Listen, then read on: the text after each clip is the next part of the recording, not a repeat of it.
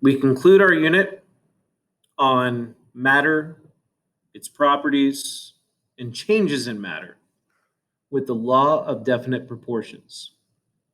The law of definite proportions says that elements combine in specific whole number ratios to form compounds, and the mass percent of the elements in a certain compound is always consistent.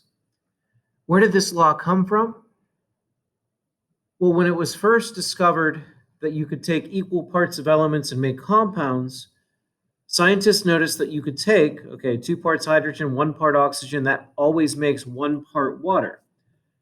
Well, if you take the same proportions of those elements, you always get the same proportions of that compound. The same thing holds true for any compounds that has a given ratio of atoms within it. Within 1 molecule of water, there's always 2 atoms of hydrogen and 1 atom of oxygen. And those ratios follow whole number ratios. The mass percent of elements in a compound is always consistent as well. It doesn't matter if we get water from Pennsylvania or Alabama or Brazil or South Africa or China. All water consists of the same mass percent of elements, regardless of where it comes from. Water is always water. To find the mass percent of an element in a compound, we simply take the mass of that element and divide it by the mass of the entire compound. Multiply by the number 100, and that converts it into a percentage. In this compound, we have carbon and hydrogen and oxygen. And I would expect the mass percentages of each one of those elements to add up to give me 100% for this entire compound. In this example, we have a 78-gram sample of some compound that contains 12.04 grams of hydrogen. What is the percent by mass of hydrogen in this compound? Well, to figure that out, I simply take my part, which is the hydrogen, and divide it by the mass of the whole thing, right? A percentage is the part divided by the whole. And then I'm just going to multiply that decimal by 100 to change it into a percentage. 3 significant figures, 3 significant figures. My mass percent would be 15.9%.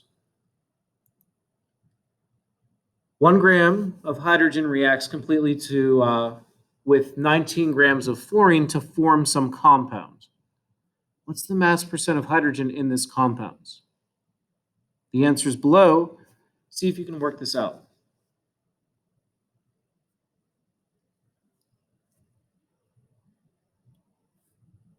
The only thing tricky about this is the fact that we have a chemical reaction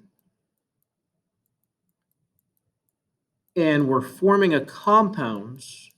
According to the law of conservation of mass, the total mass of the compound should be 1 gram plus 19 grams, which is actually 20 grams. So to find the mass percent of hydrogen in this compound, it would actually be 1 gram divided by 20 grams.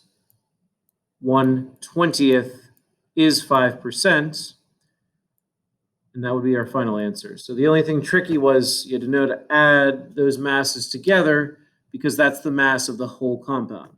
The mass percent is always the part divided by the whole.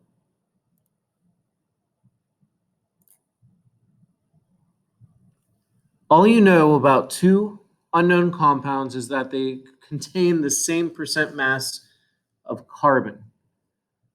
With this information, can you be sure that the 2 compounds are the same? Let's say that one compound had 10% carbon, another compound had 10% carbon. So they must be the same compound, right? I don't know what makes up the rest of this compound. If this first compound was made up of carbon and hydrogen, hydrogen would make up 90% of the rest of the mass. If this compound was made up of hydrogen and oxygen, that could also be the rest of the percentage. So it really depends on what other elements are contained within the compound to be able to ensure that you're dealing with exactly the same mass percentages. The law of multiple proportions is different from the law of definite proportions in one way. It simply says that elements may form compounds with entirely different proportions of atoms. Nitrogen monoxide has one atom of N and one atom of O, and it always has a mass ratio of 1 to 1.143. However, there also is a compound of nitrogen called nitrogen dioxide that has 2 atoms of O for every 1 atom of N, and its mass ratio is different. Many elements on the periodic table do this. They combine to form whole number ratios, but sometimes those ratios can vary vastly between different types of compounds with different properties. How does hydrogen peroxide display this law when we compare it to water? Well, both of these compounds are made up of hydrogen and oxygen. However, hydrogen peroxide is an unstable chemical that we use to put on cuts to clean it, not safe to drink. Water, on the other hand, made out of the same elements, has entirely different properties. It's safe to drink. How do compounds of copper show this law? Well, there's actually 2 different ways that copper can bond with oxygen. Copper 1 oxide has 2 atoms of copper for every 1 atom of O. We also have copper 2 oxide, which just has a 1-to-1 ratio of atoms within the compound. It is possible for elements, when they combine to form a compound, to do so in different ratios, hence the law of multiple proportions. This concludes our unit on matter and its properties.